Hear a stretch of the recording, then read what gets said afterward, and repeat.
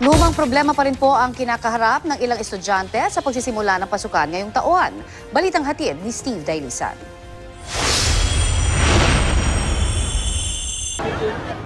Bagong school year pero mga lumang problema pa rin ang sumalubong sa mga estudyante ngayong pasukan. Sa Francisco Bangoy Elementary School sa Davao City, 2 klase sa kindergarten ang nagsisiksikan sa iisang classroom. Ang ilang silid-aralan kasi inilaan para naman sa Francisco Bangoy National High School. Malaking tulong sana kung natapos ang konstruksyon nitong 3-story building na ito na maglalaman ng 9 na classroom.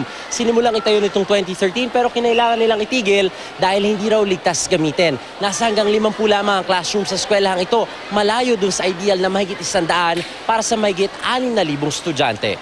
Kaya 70 high school students pinagkakasya kada classroom. Ang ilang mag-aaral nakatayo na habang nagkaklase.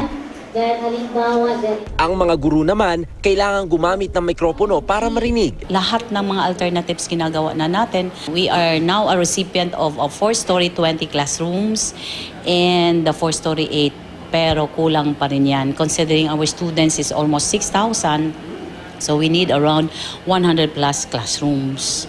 So, may senior high pa tayo. Mikropono rin ang dagdag sa teaching aid ng mga guro sa Dr. Cecilio Putong National High School sa Tagbilaran City. Posible kasing madagdagan pa ang mahigit 5,000 estudyante nila. Hinati na sa 2 shift ang mga klase dahil ang tinatayong 16 na bagong classroom sa Agosto pa raw matatapos.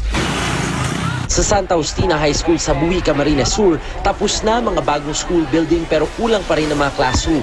Mahigit 30% kasi ang nadagdag sa mga estudyante nila ngayong school year. Mula 4,000, naging 6,000 naman ang bilang ng mga mag-aaral sa Kidapawan City National High School. Kaya sa unang pagkakataon, ang pinakamalaking public high school ng Kidapawan, nagpatupad na rin ng double shifting. Steve Dailisan, GMA News.